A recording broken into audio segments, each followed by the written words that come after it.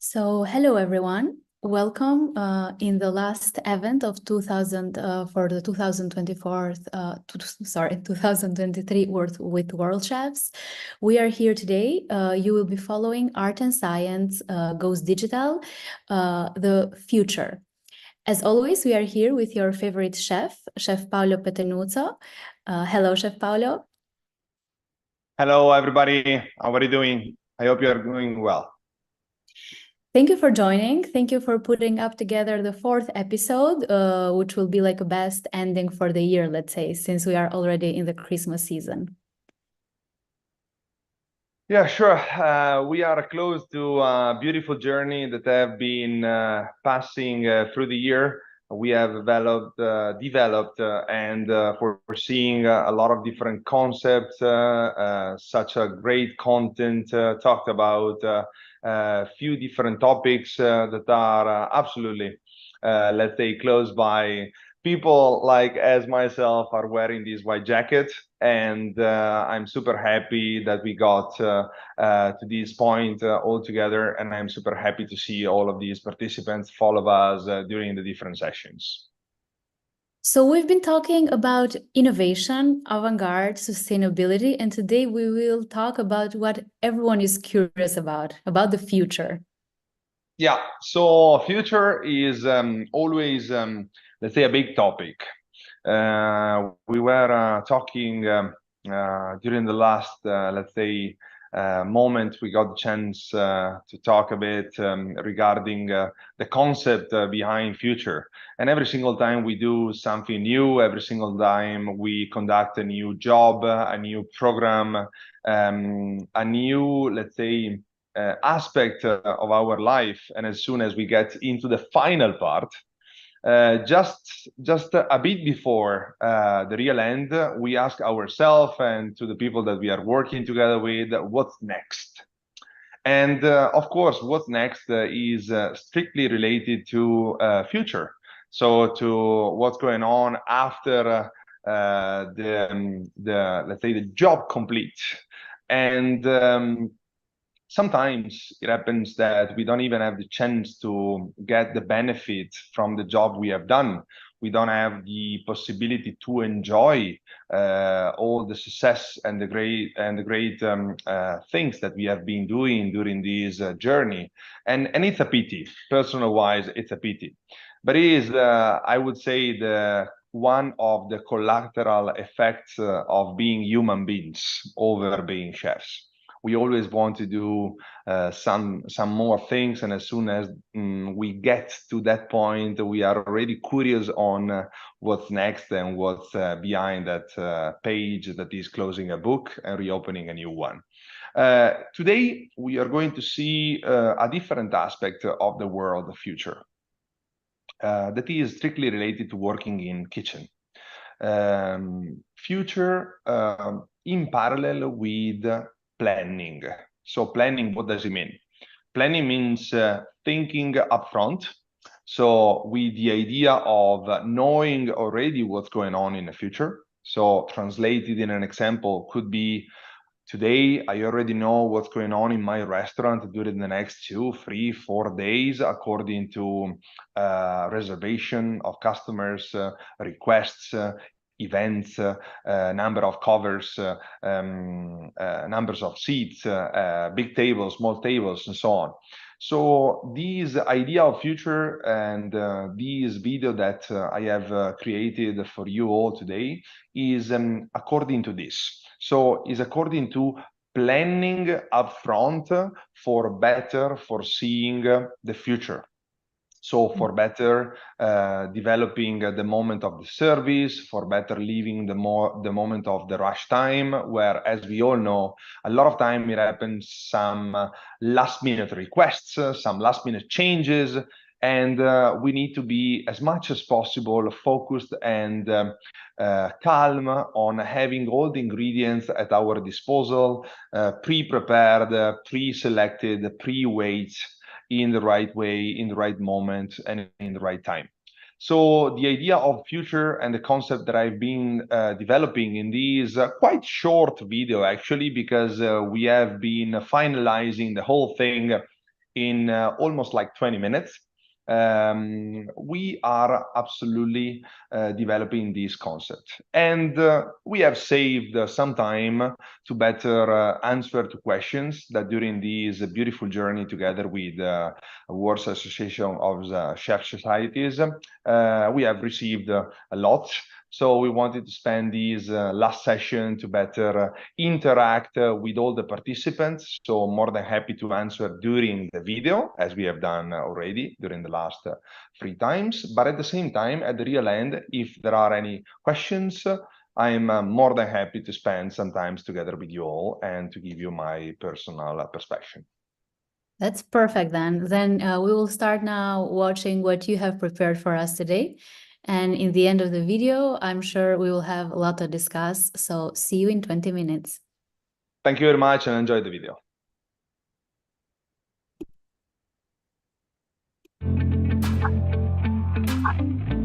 Welcome again. My name is Paolo Pettenuzzo. Today's theme is going to be future. Experienced Electrolux professional with anticipatory perspective, working with the future to change the present. If I could express myself around the topic, around the word of the future, I would personally combine the topic itself into 2 different areas. Number 1, creativity. Thinking tomorrow in a creative way would be most probably creating new recipes, crazy ideas, and foreseeing a completely new system of working in a kitchen. On the other side, thinking upfront. And actually this latest part will be the core of this masterclass. I have pre-prepared a few series of preparation to get better in advance and in a proactive way into the service area and service moment in a smoother and better and easier way. In front of myself, I have more or less 35 ingredients. Imagine 35 different items combined together to get only 2 plates. A regular restaurant would have most probably 15, 20, 25 different courses in a menu.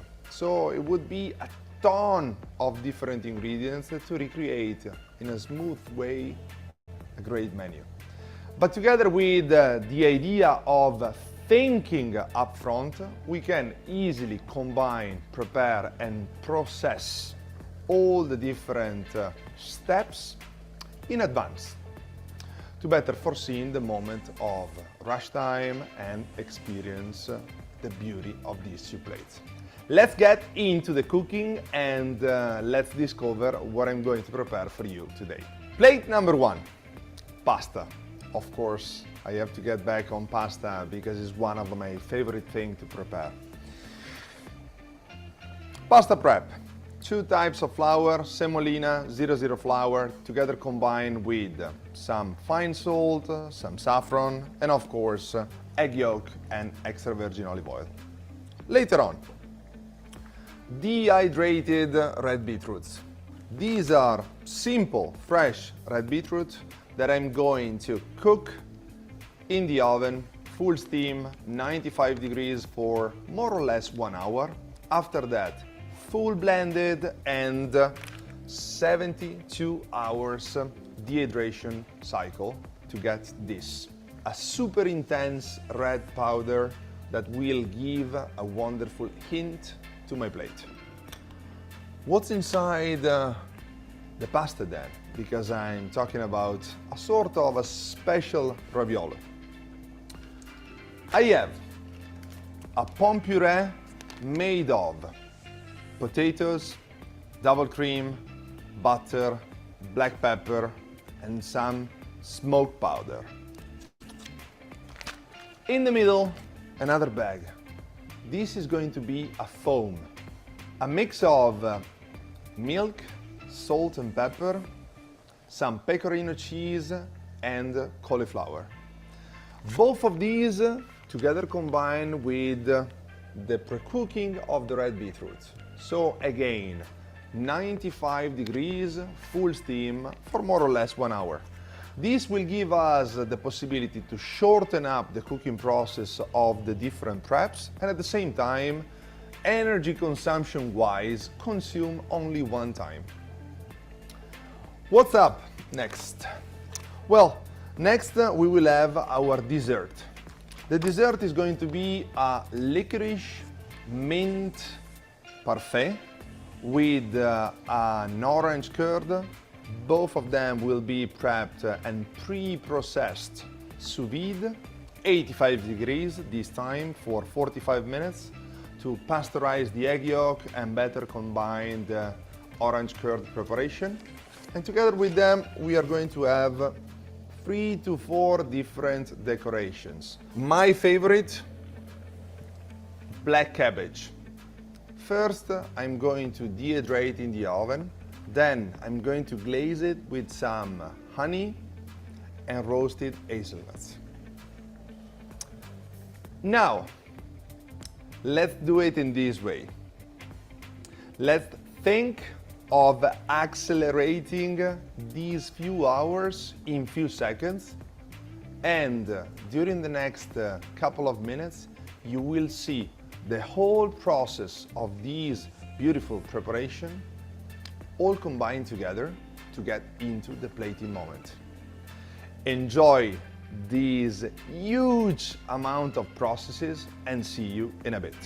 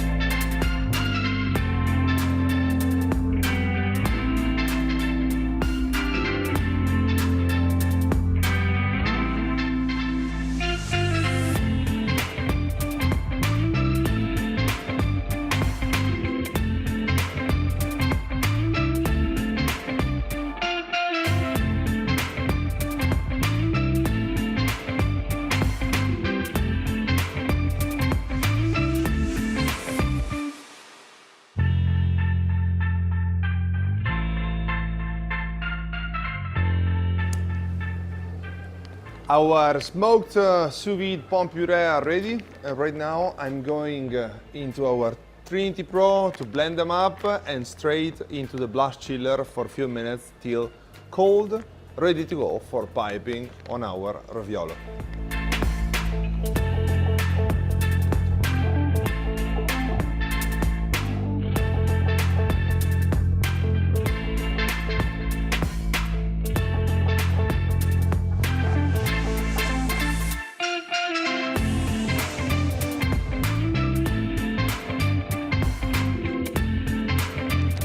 Same thing for our orange curd. So after the time in the oven, straight into a container.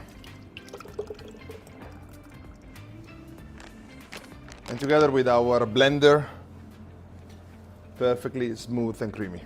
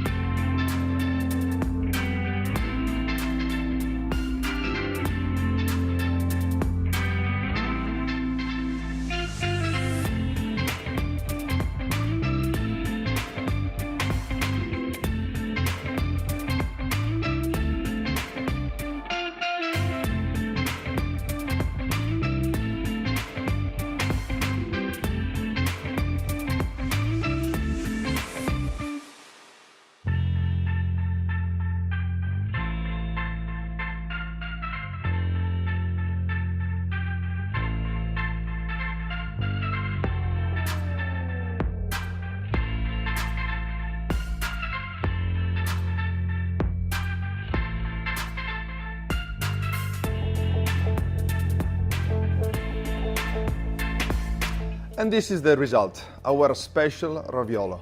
Thanks to the cook and chill, but in this case, thanks specifically to our blast chiller, we are able to pre-prepare in advance how many ravioli as we want, how many ravioli we like, and then blast freeze them till the day you need it. So right now with this, I'm going to simulate this situation specific. I go into my blast chiller, blast chill it, actually blast freeze it at -41, and then straight into the hot water, salted, for 8 to 9 minutes before plating.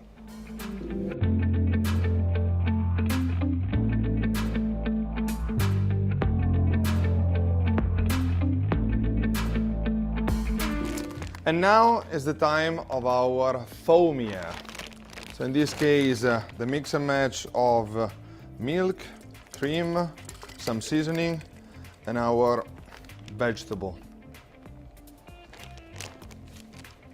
Be sure to blend it perfectly, but afterwards to sieve it. Why? Because it's important, as soon as you put it into a siphon, to have a perfectly creamy and smooth liquid, without any single tiny piece.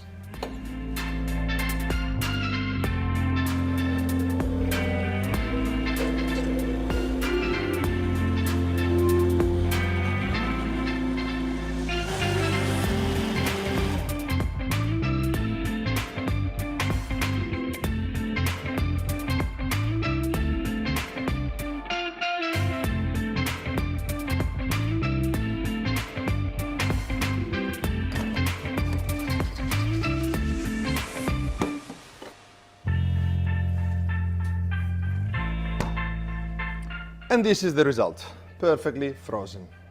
Now only 6 to 8 minutes, depending on the typology of ravioli, into hot, boiling, salted water. And in the meantime, we are prepping the set for the plating.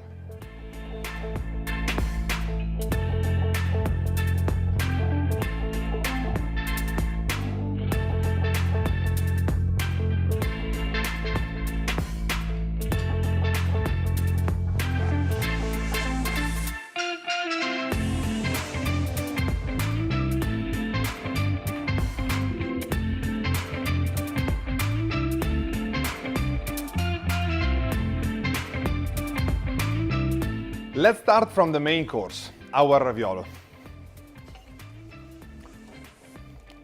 As I said, after 8 to 10 minutes, it's going to be perfectly cooked.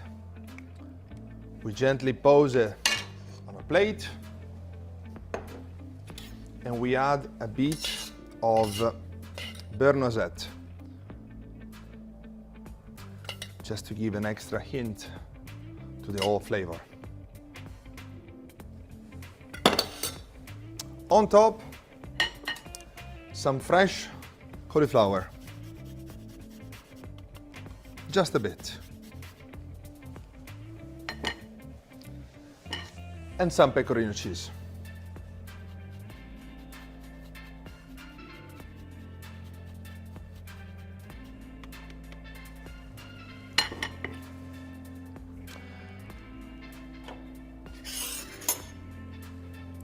Let's pose our raviolo on our plate in the real center. And now time for the foam.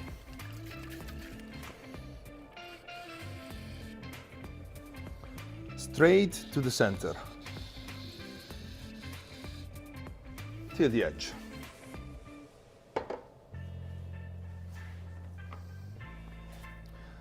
Tossed sesame seeds.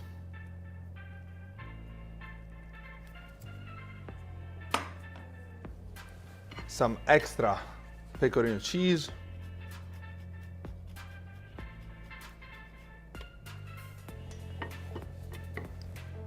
And the result of the red beetroot.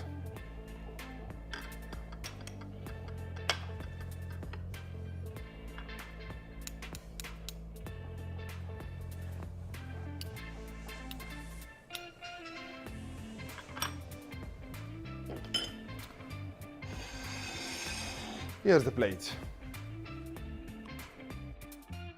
And now let's move into the dessert, my favorite part. As we said before, we got the possibility to pre-prepare all of the ingredients up front. So tomorrow morning, no more moments where we run out of a dessert, no more moments where we are unable to serve and accomplish a request of a customer. Our parfait, again, a mix of licorice, mint, and together with that, a sauce that we have pre-prepared, steam, sous vide, 85 degrees. In this case, an orange curd. Slightly seasoned. In these specific areas, I will add a couple of tiny pieces of cashew nuts. So these cashews have been roasted in the oven and slightly seasoned with some salting flakes. The mix in between licorice and saltiness of these cashews and of course mint will give a wonderful twist to this simple but very powerful dessert. Last but not least, our leaf, together with some honey and some roasted hazelnuts, just in the center. A bit of a patience to find out the perfect positioning, and the job is done. And here you have the dessert. And this is it.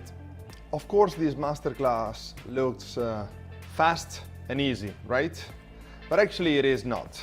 We have been able to guarantee all of these service in a super smooth and simple way, just remembering the possibility to pre-prepare upfront.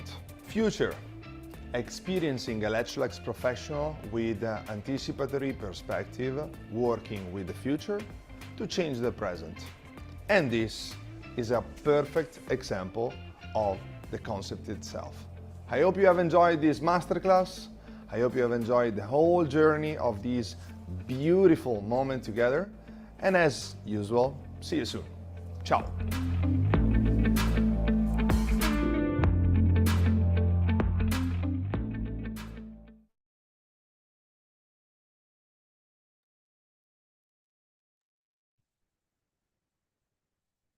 Thank you, Chef Paolo, again for putting together this nice video.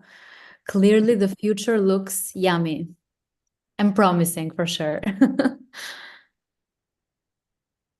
My pleasure, my pleasure. Well, I have to say I'm a bit, of course, on side with this specific topic because there has been some, let's say, Italian tradition in between the preparation of these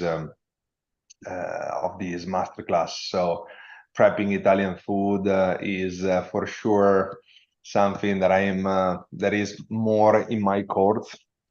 And together with the company that I'm working together with, so Electrolux Professional, we are always trying to push to the next level, getting as much as possible, partially far away from the food itself, and to be more and more focused in the use of the food.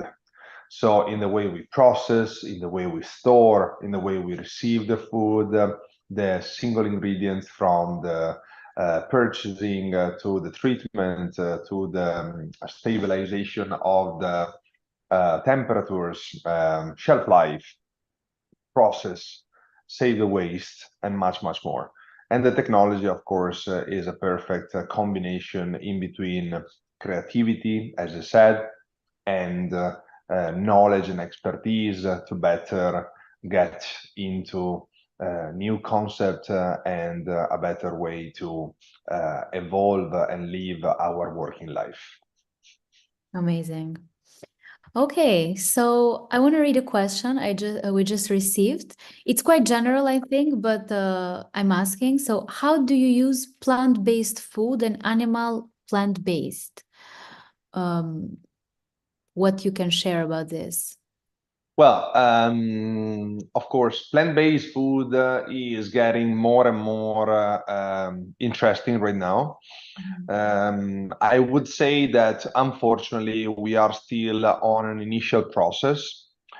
These initial process implement a lot of really not well knowledge and expertise, and more trendy perspective. And it's a pity because, as for example, for some things like low temperature cooking, when we talk about technology, sustainable approach when we talk about food waste, this topic related to plant-based food is more a sort of extra way to propose ourselves in the market in a different way than the others, than I truly believe. So plant-based food is something that we have been approaching since 2012 in Electrolux Professional. I have personally been following some customers that are producing and transforming plant-based food. So we have customers that are using our ovens and blast chillers to recreate plant-based patties and plant-based pre-prepared elements for chains, supermarkets, and so on. So like big quantities. And during these last few years, we have been testing and giving solutions technologically wise to a lot of providers that are working on a global way, where personally I have to say some of them are super, super good. Some other ones need to be more explored because, of course, plant-based food is according to color, flavor, texture, and so on, very, very different than, let's say, traditional food we are used to get. And of course, there is more investment in copying the traditional one than in creating / passing the information that is a different thing. And in my opinion, it is a bit difficult because actually it's a different way to approach food. It doesn't need to be explained as an alternative copy to traditional one. It has to be delivered in a different way, in a different channel.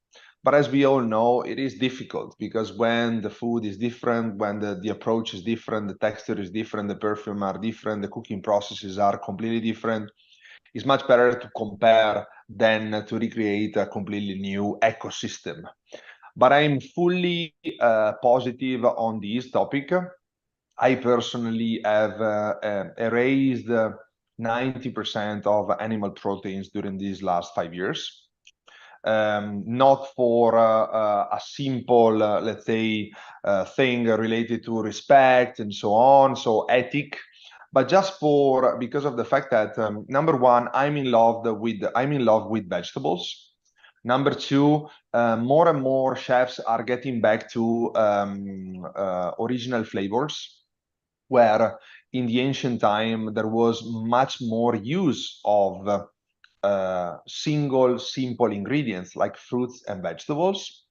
And the new cooking environment, from low to super Michelin star restaurants, are getting more and more into these plant-based topics, and they are creating beautiful dish that are lovely in looking, flavor, taste, smell, consistency, and much more.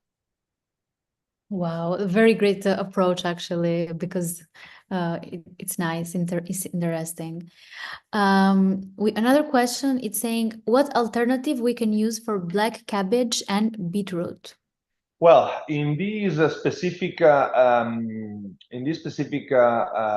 say, recipes that we have created, being in Italy, but not only in Italy, there are a lot of different alternatives. We could mention something like cauliflower. So staying on something that is very like, I don't want to say cheap, but not really exaggerating in cost. On the opposite side, if we have the opportunity to select something that is very, very high in cost but special, truffle. Why these two elements that are so different, but at the same time different not only in the price points, but also in the flavor? Because of the fact that they have a similar thing in common. They smell, they taste earth.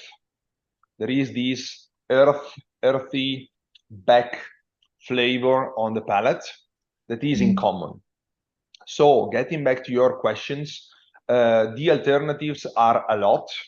Of course, we need to take care of the color, because I always say to my friends, to my family, to my colleagues, number one, we eat with our eyes. So the food needs to be good in looking. Think about how many times you have been eating something that at the end of the day was maybe not that super good, but look-wise was so nice that you haven't been, let's say, able to eat it in a proper way because you were like a sort of in a rush. You wanted to have it all in a few seconds because look-wise was super nice. So number one, find out something that is beautiful, matching in color palettes and in looking. Number two, look for some ingredients that indirectly are recalling the flavor of the earth. So all of those ingredients, mainly vegetables, that are growing in direct contact with earth, and maybe that are, let's say, getting ready in direct contact with the earth. So the minerality of the soil. And the black cabbage, is it used in salads? Well, so the first approach that I got with black cabbage has been in Sweden. Electrolux Professional, as a lot of us most probably know, is a Swedish company. And in Sweden, the use of black cabbage is quite intense, from raw to partially cooked, dehydrated, fried, and much more. I love it when it is perfectly in season, to have it also fresh, so nicely, finely chopped in salads. One of my favorite things to be combined with is a simple salad together with some feta cheese or something similar, and with some acidic ingredients like pomegranate or tangerine or orange and lemon and so on. But my favorite one right now, and this is also because I'm Italian, so I'm in love with a thing that is truffle, is the dehydrated one. These ingredients, if you dehydrate under 50 degrees, so is a gentle dehydration, incredibly smells like truffle. And it is a sort of, let's say, it looks like really perfume-wise truffle. And a lot of people told me, have you like mixed and matched truffle together with black cabbage and so on? And I said, no, it is just pure black cabbage dehydrated under 50 degrees, low temp and low ventilation. So you need to get the right machine. And we use our Skyline Premium S together with a special cycle called dehydration that is using 300 RPMs according to turns of the air, and a special, let's say, attention to the temperature, and we get a beautiful results that can be also mix and match with some fresh ones. Very nice. Now, maybe a bit more of a personal question. Yeah. What is your favorite signature dish? So my signature dish has been a mix and match of location, my age, and my discovery of the company that I'm working with, so Electrolux Professional. I started working with Electrolux Professional more than 12 years ago as an external chef. And during the first 2 years and a half, I discovered the technology 360 degrees. So I discovered what it does mean using an induction versus a gas. What does it mean using a low temperature cooking versus a traditional cooking? What does it mean using sous vide? And right now, sous vide for me is like a godfather in the kitchen, because sous vide gives you the possibility to keep flavor, to keep moisture, to keep color, to keep all the different ingredients and perfumes that you usually lose during the cooking process in the air. That is the traditional flavor that we smell when we are cooking something. And getting back to your questions, my favorite one has been a mix and match of induction, oven, sous vide with steam, and dynamic prep. And is a double cooked, seared, and low temperature cooked sous vide scallop. So you first marinate the scallop. After that, you cook it at 55 degrees sous vide full steam, but it can be also cooked in water bath together with a runner. After that, you chill it down and you just pan fry. So you sear it in a pan, plain as it is, just with a bit of salt. Together combined with orange beurre blanc, so a certain traditional beurre blanc, but made with orange juice and shallot, and accompanied with hummus. So I accompany the hummus flavor, the intense and creamy effect, together with this beurre blanc that is quite fatty and nicely balanced together with the acidic part of the orange juice, and the princess of the plate that is the scallop.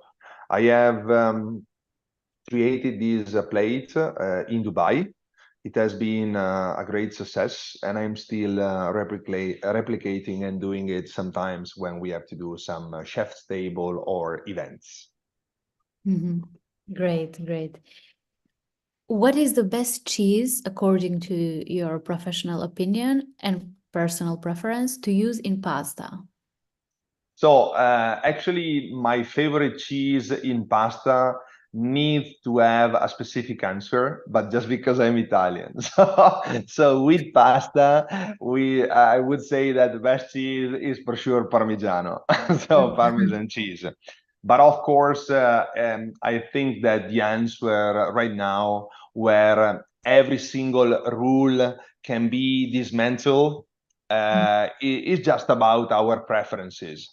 So if I could, just for a second, take myself out of being Italian, I would say that it depends on what you put into pasta, so what's the sauce.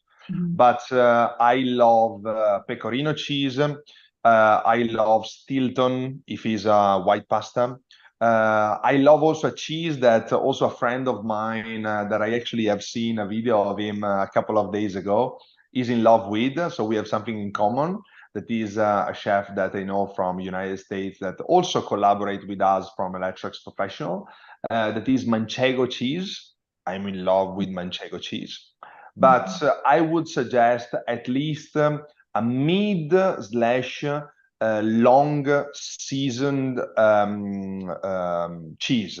So something that is quite salty, something that is quite pungent in the palate to better accompany a pasta that anyway from the pasta itself is quite a plain element that is seasoned afterwards with a sauce. So if it is pasta that is plain, tomato sauce that is quite acidic, you need something pungent and strong.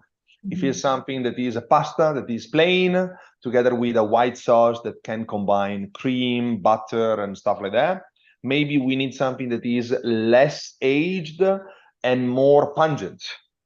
It depends on what you want to mix. But the majority of the time, a thing like a Parmesan cheese, at least 20 months aged, because if you go under 20 months, it is much better for just eating it in bites. So from 20 up, so till 40 months aged would be the best solution ever for Italian pasta. Perfect. A question from my side. So what about provolone? Would you put it, or provolone picante? Okay, so provolone cheese is a cheese that American loves and a lot of people from all over the world are in love with. But actually, the flavor of provolone is quite specific and important. So it's like putting, I would say, it's like putting lemon on fish. It is good, but it is quite, let's say, strong, and it's according to personal preferences.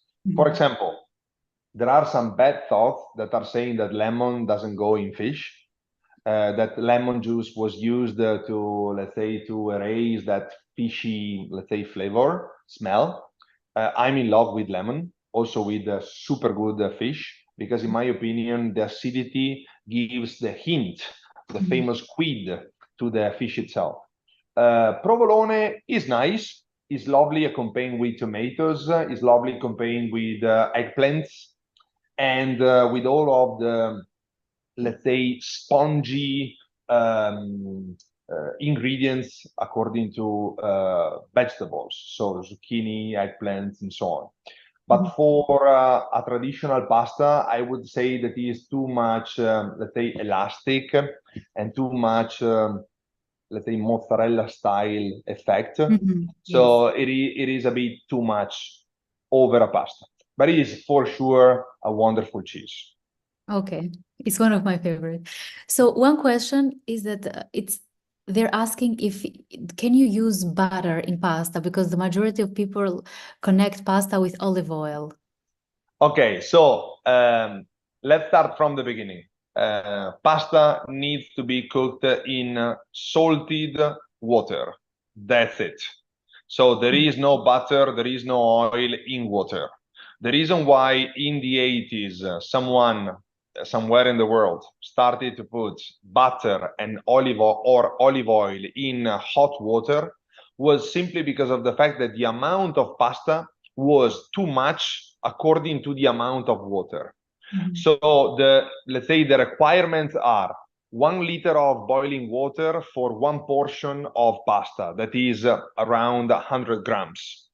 Of course, I'm the first person doing 200 grams every liter, 300 grams. But when you go half a kilo for 1 liter of water, it becomes too much. So in the past, people working with small pots and big quantities of pasta cooked at the same time started to think about some fat thing that could be able to keep the pasta elements, let's say, separate one from the other, so without sticking. And they started putting olive oil and butter in the water.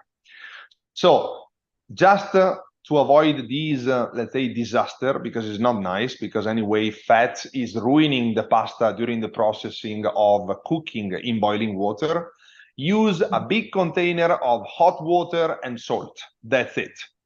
After that, butter or olive oil. So the rules in general are preferring olive oil. But I would personally say that is according to the type of pasta. If I have a super acidic tomato sauce, instead of using salt and sugar together with the tomato to balance the acidity, I prefer to use the right amount of salt, a bit of pepper, some garlic if you need it, some basil, and after that, add just at the real end a tiny cube of butter, but not for a creamier effect, but just to stabilize the mix in between acidity and sweetness. So sometimes butter is not only for adding cream. Sometimes butter is also for balancing the recipe itself. For example, there are a lot of beautiful preparations like sage and butter, butter and cream, full cheese and butter. So there are a lot of recipes that are requesting butter. So for my side, is not for sure a no-go. It depends on the recipe.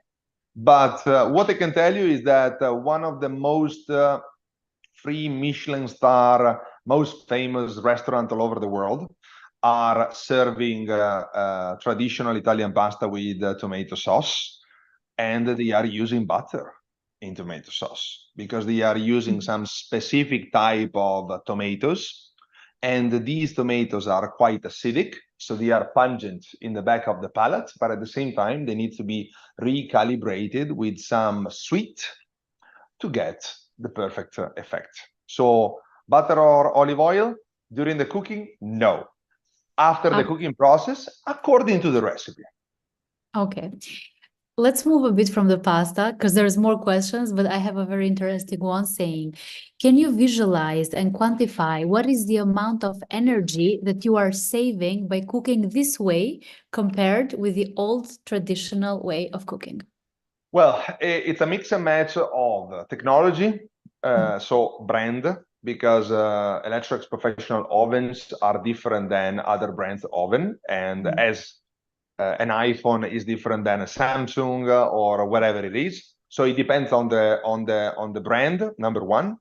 Number two, it depends on the recipe and the preparation, because we can, let's say, put in parallel cooking in boiling water versus in steam, dehydrating versus sun dehydrating, and much more. So it depends on the preparation itself.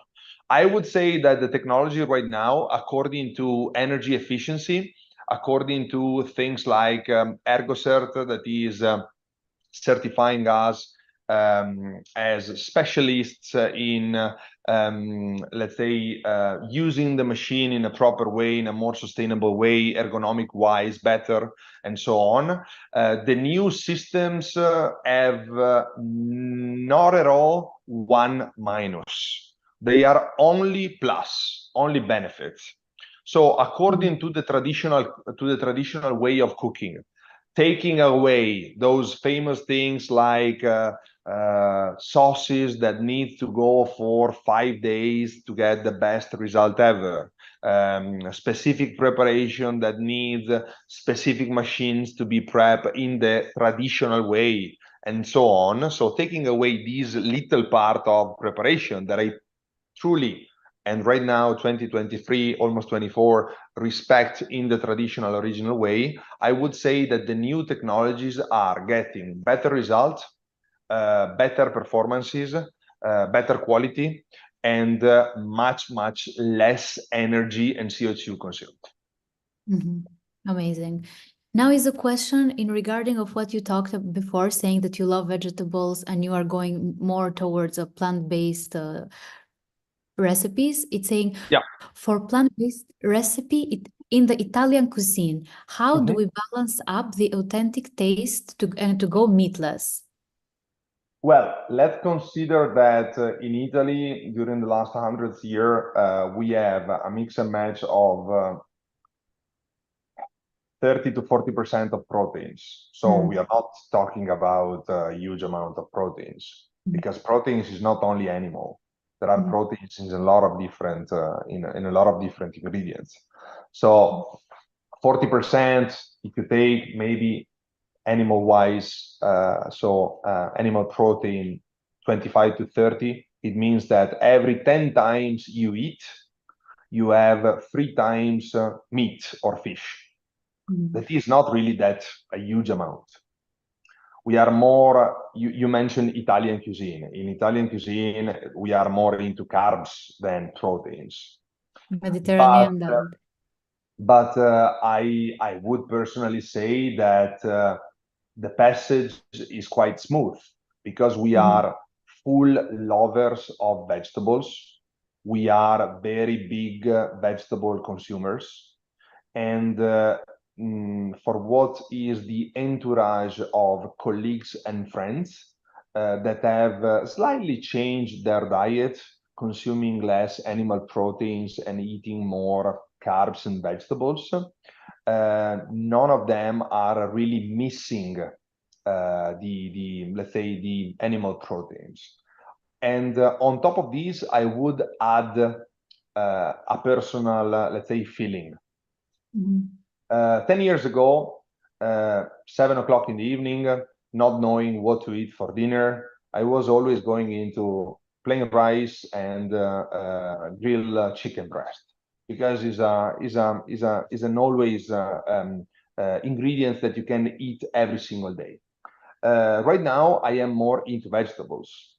The fact of erasing when I don't know what to eat, proteins, animal proteins, and eating vegetable proteins makes me loving and feeling much more the animal proteins in the moment that I am eating them. So it's like saying, I don't know, you have in your own country a special fruit that in the other countries is not possible to be eaten. You go away from your country, you stay away for studying, working, whatever, for 1 year. You go back to your country, and after 1 year, you eat back again that fruit. That fruit automatically smells better, is much more tastier, and it gives you much more, let's say, positive vibes, mental-wise and palate-wise. And this is just a result of taking away that ingredient for a while. So taking away a daily consumption of animal proteins is not just respecting more a certain amount of topics, but is also giving yourself and to your palate much more pleasure the day that you eat it. So it's not just a matter of being more sustainable or active more ethically. It's also a matter of understanding much better the flavors. Yeah. I think we're running out of time, but I have one more question saying, what is the best alternative ingredient to interchange cheese in vegan recipes? Yeast, powdered yeast. Yeah.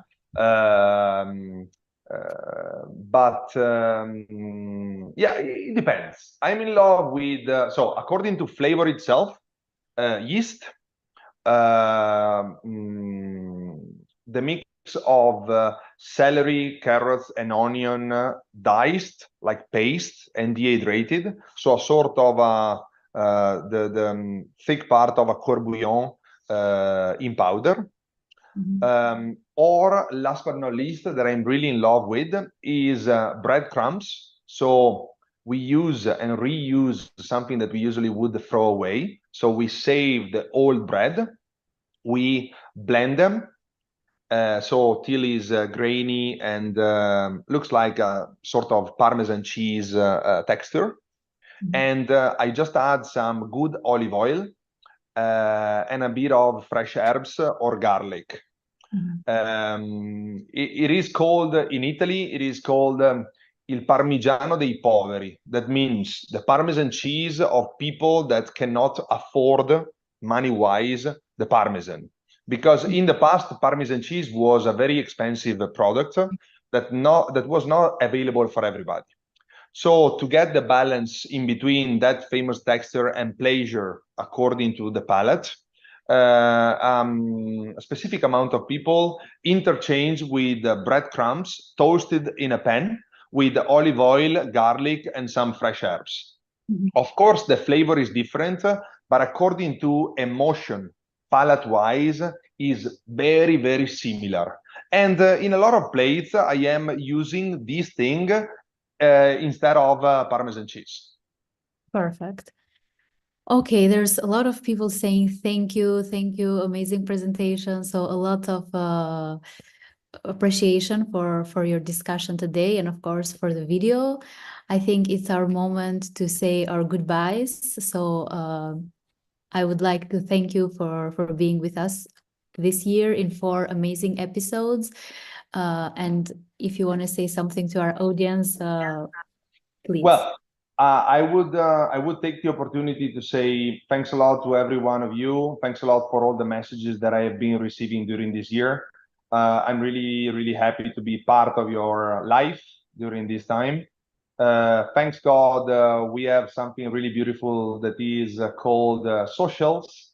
So let's keep in contact in socials. I'm quite active over by myself, also together with Electrolux Professional, in both Electrolux Professional social media channels. So Facebook and Instagram, we are posting on a weekly basis recipes, new technologies, and recipes combined with technology. So don't forget to follow us on those things. Don't forget to follow me also, personal wise. I'm putting recipes more or less every day. I have the pleasure to travel across the world in contact with new chefs every single day. So I have the opportunity also to collect and to photograph a lot of nice food and to talk about technologies. And thanks a lot. We have also the possibility to connect with you all for World Association of Chef Societies that are conducting a wonderful job. I'm following also as a user your channels, and I think that you are doing a really, really a great job. And feel free to contact me for questions, for requests, technology-wise, and so on, because together with the Electrolux Professional, we are changing the world according to respect to the environment, to a better feeling, and to a better living. And this is really, really important, because anyway, we are foreseen to live a lot of time more and more, and we need to respect in premise the environment we are living together with the people we are sharing this world together with. Perfect. Thank you very much for all the participants. I want to let them know that tomorrow they will all receive the video recording to rewatch it again, and just to, if they want to access the recipe. And I hope that we will meet together in the future again, maybe. Who knows? We would be very happy. So Absolutely. Thank you, Chef, and have a nice December. Thank you very much, and thanks a lot also for being together with me today, sharing this time together, and the compliments for the beautiful job that we have conducting and doing together. Great pleasure for me. Thank you. Goodbye.